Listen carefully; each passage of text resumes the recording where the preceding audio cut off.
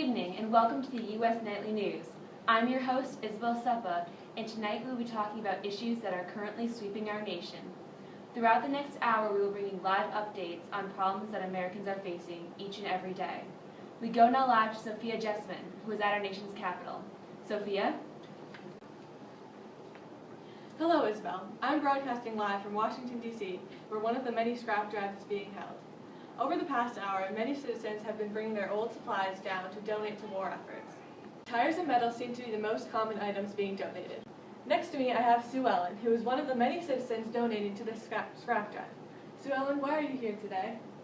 Well, Sophia, I believe that for our country to succeed, we need to support them in any way possible. By donating old items, we're doing our small part in order for the bigger picture to succeed.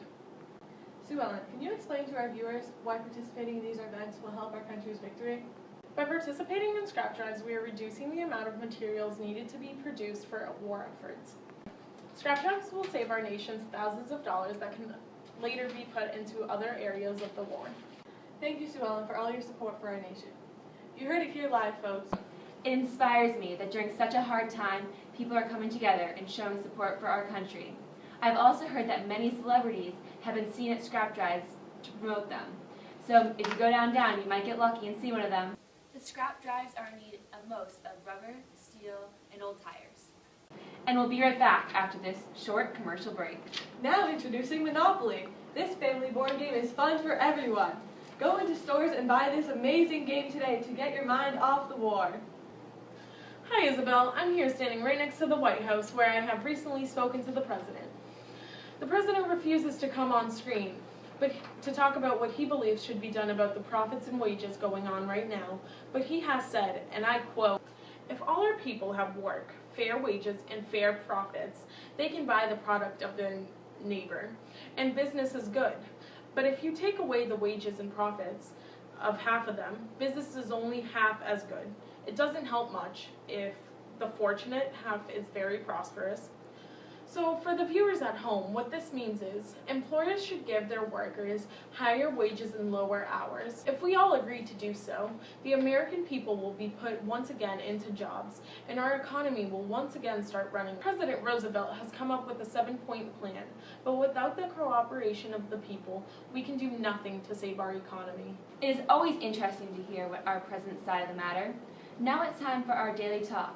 Tonight's topic is about our nation's rationing system and the new limitations that have just recently been added.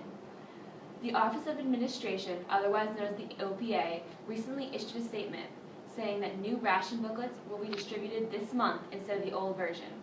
I have here the new version.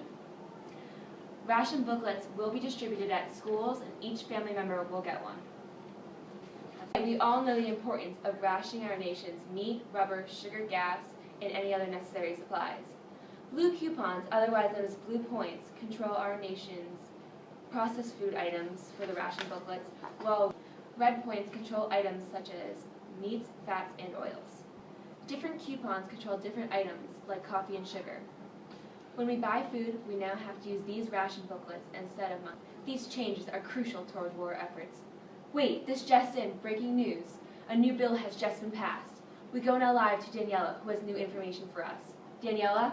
We interrupt this programming with breaking news.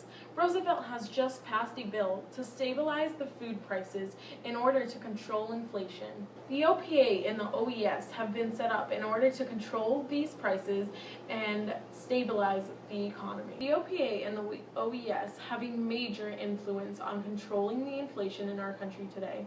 And so we ask of you Americans to sign a pledge to refrain from striking. This is all the information we have now. I will keep you in touch as the argument develops. Back to you, Isabelle. Thank you, Daniela, for those new updates. We now go to Sophia, who has new information on Victory Gardens. Sophia? Hi, Isabelle. I'm here at a community victory garden to get opinions of American people on their gardens. As you may know, the government has been encouraging everyone to plant victory gardens in order for us to increase the food we send over to the war.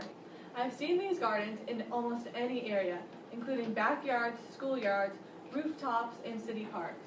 By planting their own fruits and vegetables, people do not need to purchase as much food, which allows us to send more of our food overseas. Here I have Elizabeth, who plants in this community victory garden. Elizabeth, what can you tell us about your victory garden? Right now I am growing carrots, tomatoes, and radishes, but our garden grows a wide variety of different vegetables. That's great. And why did you decide to start planting a victory garden?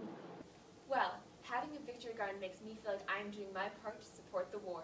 By reducing on the amount that I purchase, more food and more money can be sent to the troops overseas. The government has also been encouraging us to plant our own vegetable gardens, and I knew it was just something I had to do. It also makes all public areas look more appealing. And I also enjoy exercise and relaxing and being outside with all my friends. Thank you, Elizabeth. The gardens look wonderful. And I hope everyone at home has their own victory garden. And if not, you just heard the many benefits from Elizabeth. So you should go start one and help support our country. Back to you, Isabel. Great information, Sophia. Thank you. Well, that wraps up all we have tonight on the issues that are currently sweeping our nation because of World War II. Before we go, we have an interview clip of Sophia, who is interviewing a veteran soldier. Okay. So what do you remember about your family's life money-wise? I was lucky that both, that my father was working, and we had just enough to get by. Mm-hmm. Didn't have a lot of money, but we always had a meal on the table. Basically, What about rationing? we didn't have a car, so it didn't make any difference, but we did get rationed as far as meat was concerned, and what was the other thing? Sugar. Meat, sugar, yeah. Mm-hmm.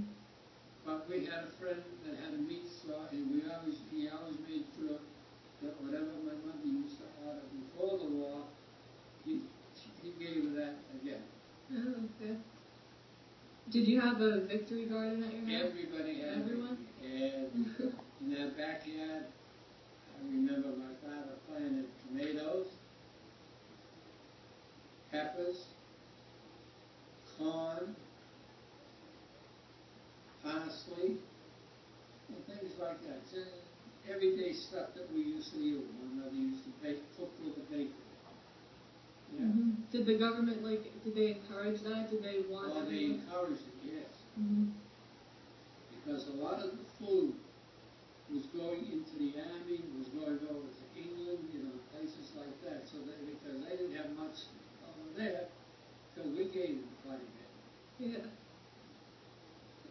What about scrap drives? Did your family donate all your extra things to that? Yeah, we did that.